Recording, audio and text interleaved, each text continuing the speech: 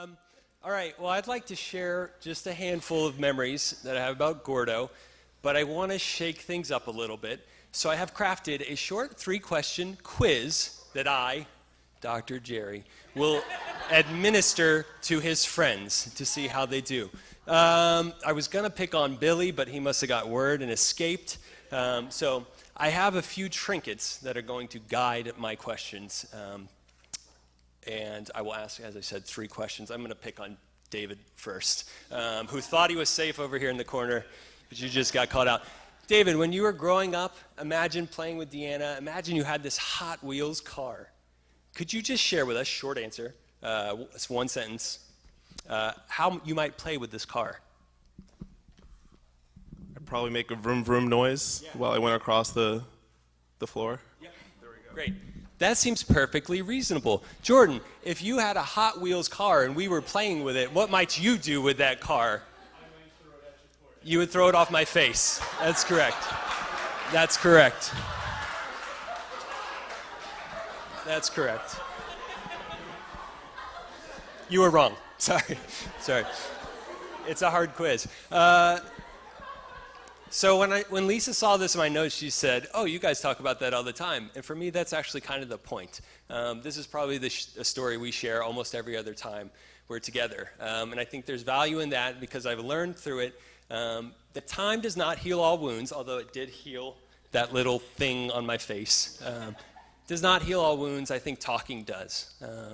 So that is the lesson for me of the Hot Wheels car, is that if you can talk about things over time, eventually you can laugh about them, even when they're a little hard. Now, question 2. We'll give somebody else a shot. Where's Aaron? All right, has anyone played Balderdash? You know this game, Balderdash? Yeah, Logan Family Classic. You got these cards, you get a name, you make up what that person did. You're trying to trick people into picking your answer, so you're trying to be really creative. We used to play this all the time. I'll give you an example. Aaron, I'm going to give you a name, and you're going to tell me on the spot. I'm sorry, this is really hard, but you're going to have to do it. And you're going to tell me what that person did or is famous for. You ready? Bob Leach. Bob Leach. This is awful, I'm sorry. Yeah, this is rough. Look better. All right. Bob Leach was the professor of Indiana University who is famous for writing the novel Midnight Train to Georgia. I don't know. There was some Bob Knight in there maybe, and some, yeah, right. I see where you're going. Yeah. Bob Leach actually went over Niagara Falls in a barrel, but later slipped on an orange peel and died. That's Bob Leach. It's a little morbid, but I thought it was hilarious. So, unless you're Bob Leach or in the Leach family, I'm sorry. So I have lots of memories of playing Balderdash with Gordo growing up, and in none of those memories, not a single one, does he ever win. He never wins. He does not win. I don't actually think he ever won a game of Balderdash. And there's a very specific reason. His little peg would start zooming up the board ahead of us, and then he would find a card and just start giggling to himself, chortling. You probably know this laugh, Sarah, where he just gets tickled at himself. Nothing else.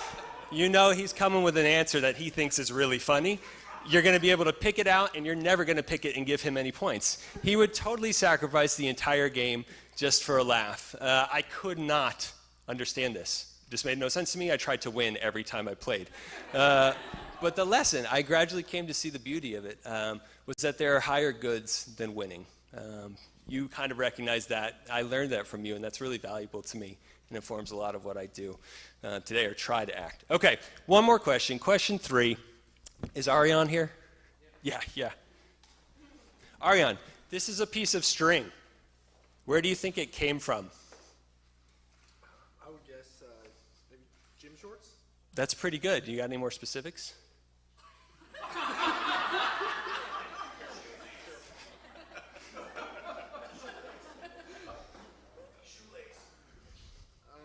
I touch it? Yeah, sure. If you want to. Depends on what you think it is. I'm going to say Jordan's college basketball gym shorts. That's pretty good. I actually snipped it off my own shorts this morning, but you were pretty close. So my favorite memory of Gordo is actually, there's no punchline. It's not a great story, but it's just when I was in college and I was playing basketball and our colors were navy blue and white. And one time I came home over the summer, had these really cool shorts. They were navy blue and white. And as if they didn't give us enough gear, I was like, "Ooh, I like those shorts. Where'd those come from?" I probably said something. The next thing I know, he's like, "Here, take them. Just have them." It stunned me. It stunned me, and to this day, that is such a quintessential you story. You would take the shorts off your backside and give them to someone, and you would expect nothing in return. I actually gave you a pair of shorts that I really didn't want to give you, and I still kind of regret to this day. So those were my Taiwan shorts, but I felt like I had to reciprocate. It's true. Do you still have those, by the way? The Taiwan ones, the maroon ones? Okay, yeah, well, there goes that. But here's my point in telling all these stories, is that this whole marriage thing, I think you, on the one hand, have absolutely no idea what you're getting into when you do it. And on the other hand, I think you already know exactly what you need to do. You know that you need to talk all the time, a lot, even when you don't want to, until you can laugh about it. You know that there are higher goods than winning, especially when you're fighting, when you're mad at each other, when you don't even know why you're at odds, because that does happen. You just, what's going on here? There are higher goods than winning. There are higher goods than being right. And you also know how to give of yourself. And I think that's what the hardest thing to do in a relationship is.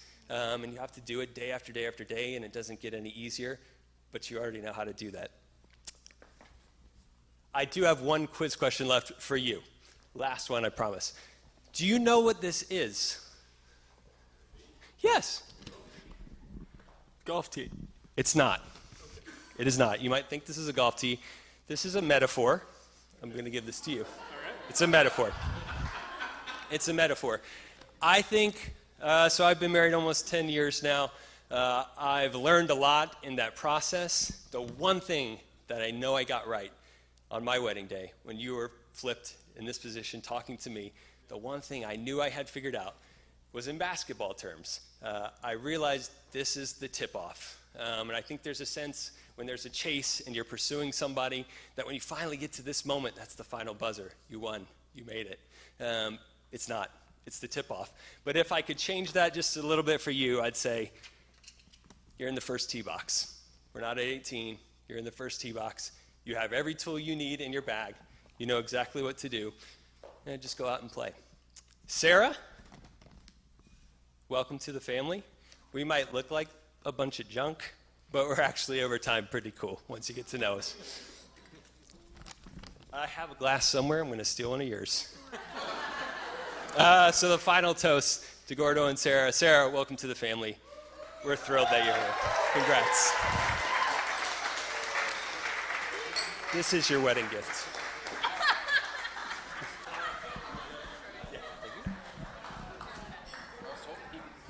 Thank you so much for those wonderful toasts. I'm going to play one more song before we officially open the